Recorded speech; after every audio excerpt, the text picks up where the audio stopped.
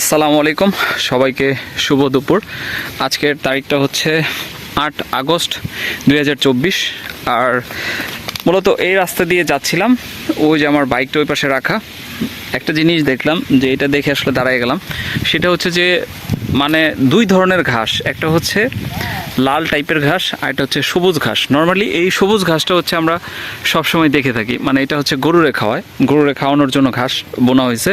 তো সবুজ কালারের ঘাসের পাশাপাশি হচ্ছে লাল কালারের রেড ঘাস, যদিও আমি জানি না এটার নাম কি।